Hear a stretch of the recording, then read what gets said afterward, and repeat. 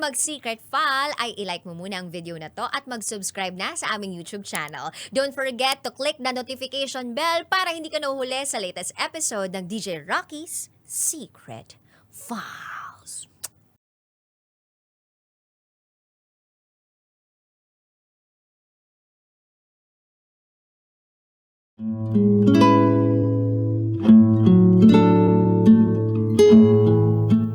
And now, it's time for DJ Rocky's Secret Files.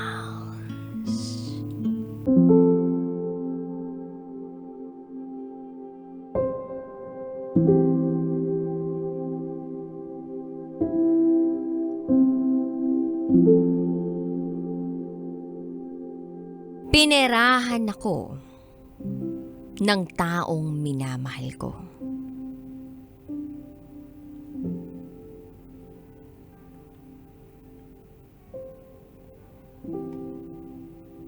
Hi, DJ Rocky. Isa ako sa mga masugid mong tagapakinig.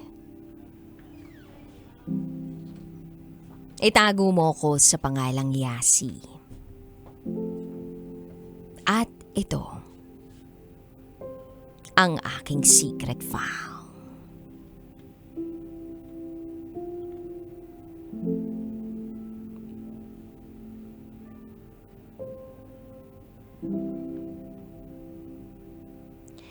Nung bata ako, ang tingin ko sa sarili ko ay hindi kagandahan.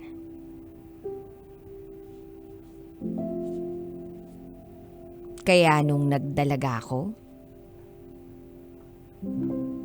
sa simpleng natatanggap kong mga papuri, galing sa mga taong nakapaligid sa akin, ay masaya na ako.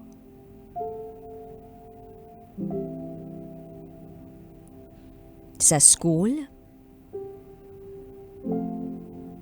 may pagkakataon na kinukuha ako bilang muse. Sa mga liga ng barangay, nagiging muse din ako. Kinukuha nila ako at hindi ako tumatanggi.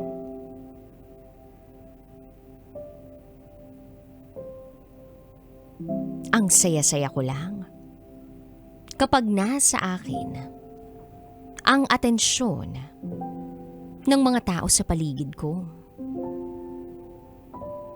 Hindi ako matangkad. 5 feet lang ang height ko. Pero pinagpala ako sa pang-upo. Yes, DJ Rocky. Sabi nila, ang butt ko raw ang best asset ko. Maliit ang bewang ko. Kaya kapag naririnig ko ang mga hiyawan at bulong-bulungan ng mga tao sa paligid ko sa tuwing rumarampa ako, pakiramdam ko isa akong Diyosa. Masyado na akong natutuwa sa atensyon na nakukuha ko. May mga manliligaw ako. May mga kaya sa buhay. May mga pogi rin. Kapag ganun, agad ko silang sinasagot. Kaya lang, hindi nagtatagal. Bakit? Kasi may nakikilala akong mas cute o mas nag-aalaga sa akin. Ganun ang siste ko, DJ Rocky. Hanggang sa nagkaroon ako ng trabaho. Gabi-gabi, nasa bar kami ng mga katrabaho ko. Sa totoo lang, hindi ako nainom. Sumasama lang talaga ako. Dahil may mga guys, mga galanteng lalaki.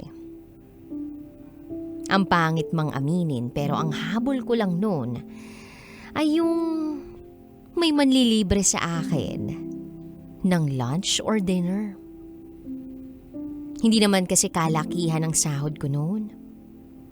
Since sa probinsya lang ako nagtatrabaho, pamprobinsya lang din ang sahod.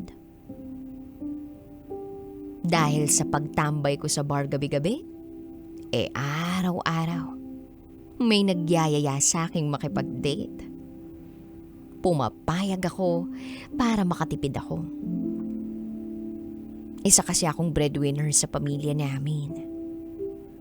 Yung ipangkakain ko na lang sana sa araw na yun, magandang maipon ko na lang, pandagdag sa mga ipapadala ko.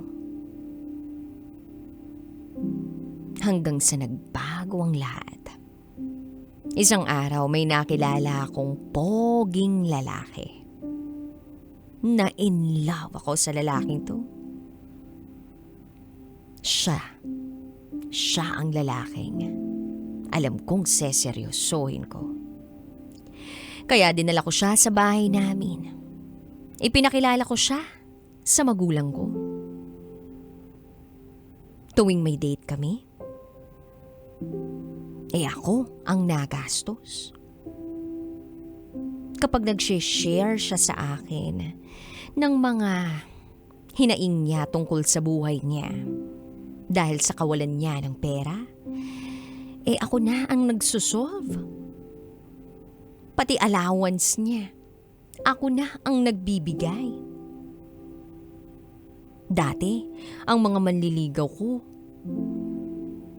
ginagastosan ako.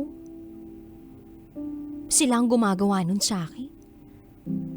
Ngayon, baligtad na. Kaya nga may mga pagkakataong nagkukulang na ang mga ipinapadala ko sa pamilya ko. Mag-a-abroad na kasi siya noon. Papaalis na siya pa Dubai.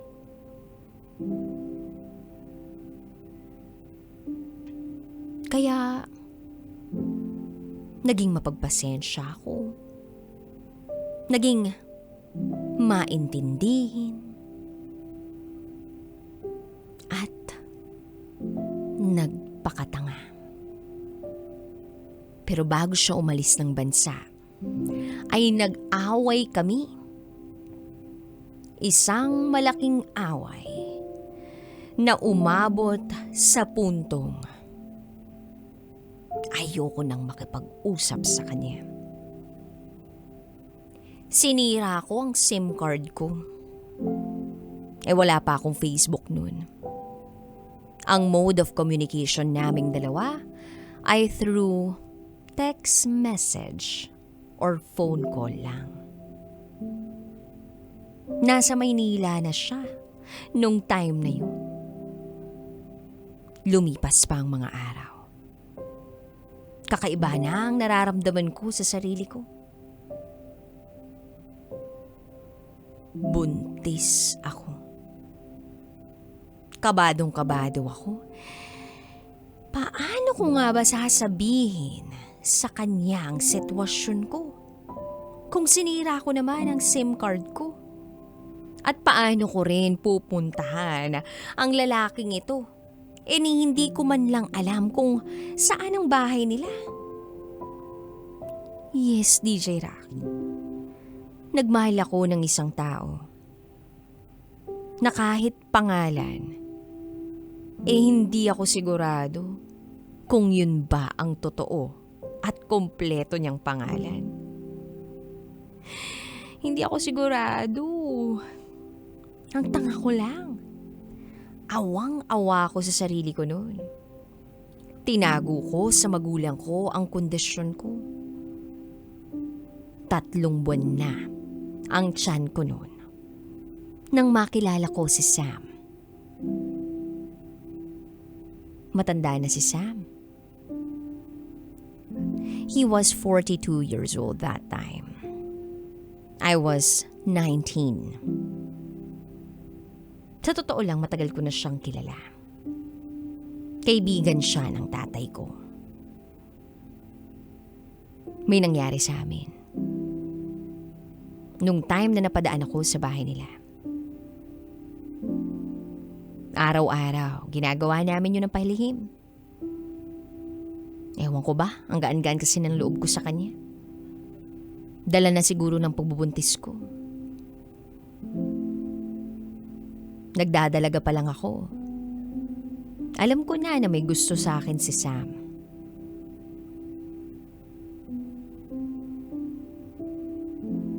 Yung likod ng bahay namin, halos bakuran na ng bahay nila. Nakatira siya doon sa ante ko. Nagbabakasyon lang. Matalik na kaibigan siya ng tita ko. Galing siyang Maynila. Pogi si Sam. At walang asawa. Kaya nung nagkamabutihan kami, bumigay na talaga ako sa kanya. Bumigay ng paulit-ulit nang walang pinipiling oras.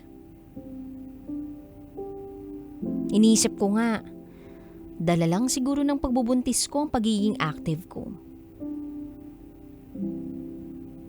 Hanggang sa naging kami na at pinanagutan niya ang dinadala ko. Fast forward. Mag-10 taon na kaming nagsasama ni Sam. 10 years old na rin ang anak ko. Napakapoging bata. May anak na rin kami ni Sam na sarili namin.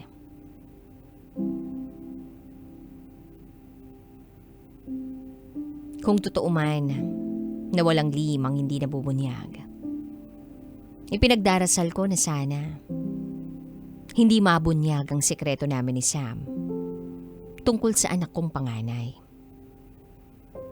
Yes, alam ni Sam ang totoong pagkatao ng panganay namin. Kontento na kami sa kung ano man ang meron kami sa buhay. Ayoko na mag-krus pa ang landas naming dalawa ng totoong ama ng panganay namin. Naiisip ko pa rin na naisahan niya ako. Na pinirahan niya ako. Na ako ang gumastos sa pag-abroad niya. Na yung allowance niya sa Maynila ako ang nagbigay. Napakasinungaling. May iba palang babae.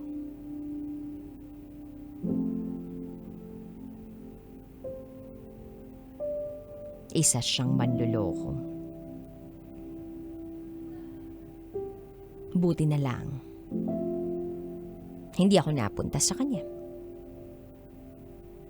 Dahil si Sam na napili ko,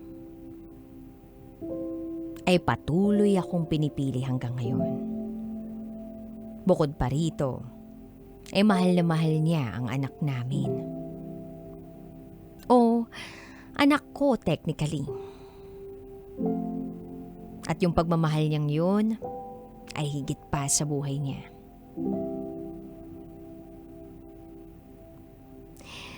Dala ng anak namin ng ex-boyfriend ko bago si Sam. Yung apelyido ni Sam. Kaya technically and legally, si Sam ang tatay ng panganay namin. Maayos na ang buhay namin ngayon. May sarili na kaming bahay, lupa, at mga sasakyan. Nangako kami ni Sam sa isa't isa na hanggang kamatayan namin ay magiging isang lihim ang tungkol sa buong pagkatao ng anak kong panganay.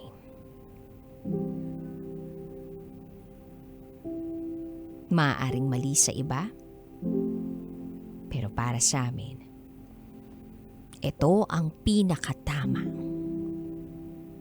at payapang gawin. Hanggang dito na lang po, DJ Rocky. Muli, ako si Yasin. At ito ang aking secret fact.